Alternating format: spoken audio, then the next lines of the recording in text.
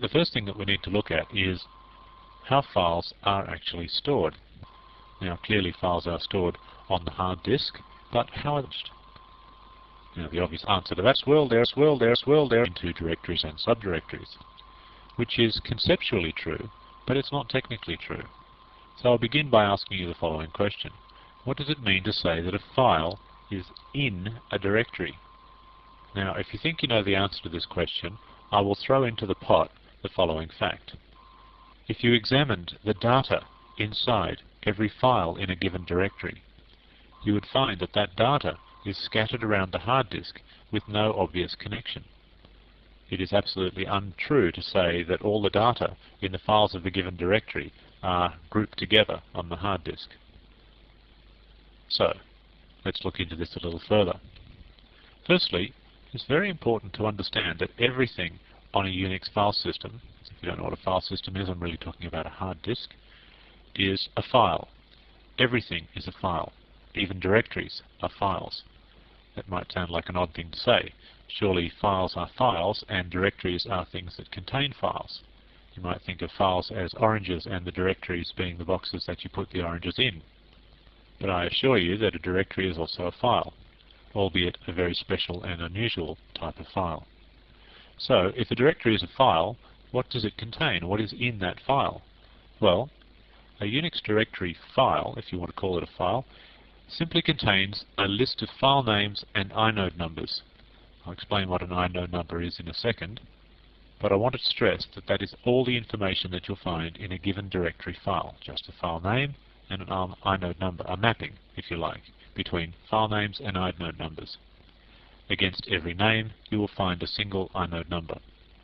Or, put another way, against every inode number, you'll find a single name. There is no other information in a Unix directory file. There's no information about file sizes or dates or permissions or anything.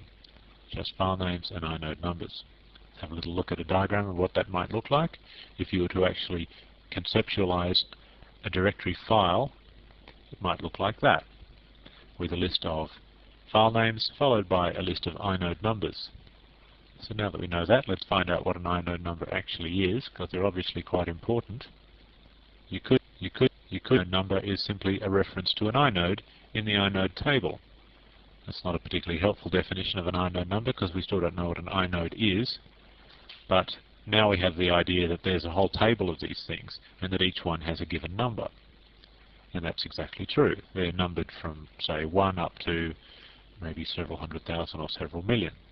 There is a great number of these things in the inode table. Now, if you are familiar with DOS and or Windows, and the way files are stored in DOS and Windows, they're stored in something called a FAT, F-A-T, File Allocation Table, or in certain versions of Windows you might find this being called FAT32 or even VFAT or something like that. Anyway, what we call the FAT in DOS and Windows, we call the inode table in Unix. If you don't know what a FAT is, don't worry, I'm about to explain it.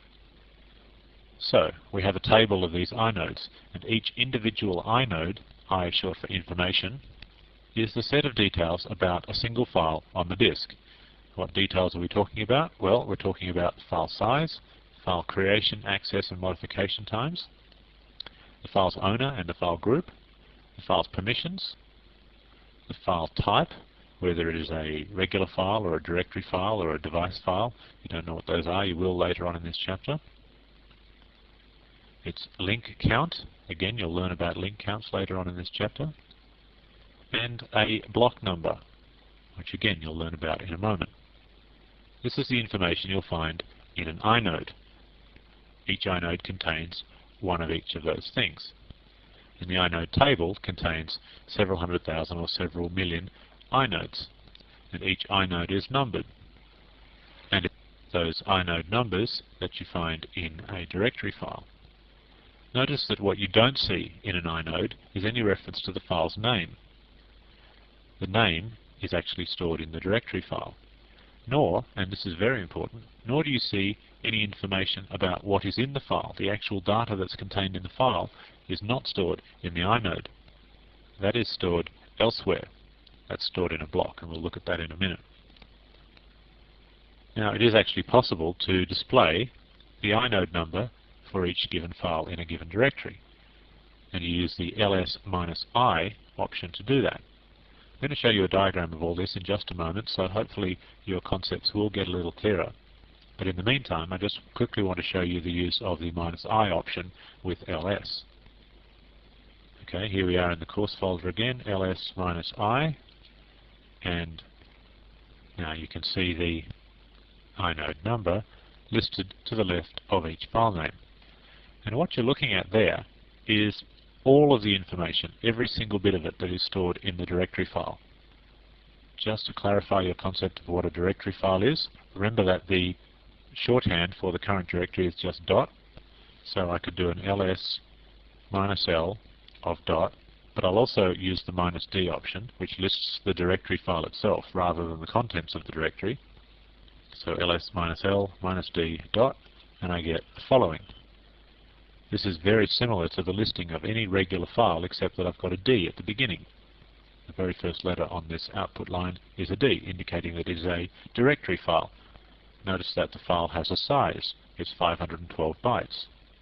Now you might think, well, what's in those 512 bytes? Well, I'll tell you what's in the 512 bytes. It's the list of file names and inode numbers that you can see above. That modification date that you can see there is the last time that that list of file names and inode number. In other words, the last time I either added, deleted, or renamed a file. So you're getting the idea of what a directory file is now. You can see what's in a directory file, and you can also see the inode numbers. Let's now have a look at a diagram that shows the relationship between file names and inode numbers. So let's pull up our little diagram of the directory file again. There it is. And now let's pull up a little conceptual diagram of the inode table, which might look like that. I'm just showing 4 of the entries in the inode table, all consecutively numbered: 4573, 4574, 4575, and 4576. And remember that each one of those is an inode, and each one contains information about the file size, the owner, the group, the permissions, block number, and a couple of other things. So what's the relationship between them? Well, you can say that any given inode reference in the directory file corresponds to one inode in the table. Now what that means is that the file name that has that particular inode, which would be in this case jjchap1.html, happens to be owned by Fred in the marketing group with a size of 966 bytes and a certain set of permissions with block number 91283. So when you do an ls-l, the program ls obviously goes and looks up that information in the inode table. Okay, now, but we still have not yet seen where the actual data that is contained within the file. We've got this file called jjchap1.html. It's clearly 966 bytes in size. Where is it? Let's have a look. You can think of the data being stored in blocks. Just like an inode table, there is a block table as well on the hard disk. In fact, the great majority of the hard disk is given over to storing blocks. The blocks are where the actual data contained within the file lives. And it's probably fair to say about 90% of any given hard disk is given over to blocks. And the remaining 10%, or perhaps less, is given over to the inode table. Anyway, you recall that the particular inode that we were looking at had a block number of 91283, which means, of course, has a reference, if you like, to that particular block number, which looks like this. So now we can see the complete chain. With the file name, we can get the inode number. Once we've looked up the inode, we can get the block number. And once we've looked up the block number, we can get the data in the file. So any time you want to examine or modify the data in the file, the computer goes through this process for you. So it's then fairly clear to see that the inodes that make up all the files in a given directory could have radically different inode numbers, which means, of course, that they could then have radically different block numbers. And that means, of course, that the data that is contained in the various files in that given directory could be scattered all over the hard disk. They're only gathered together, if you like, by the organization of the contents of the directory file. I hope that diagram serves to make all of this a little clearer.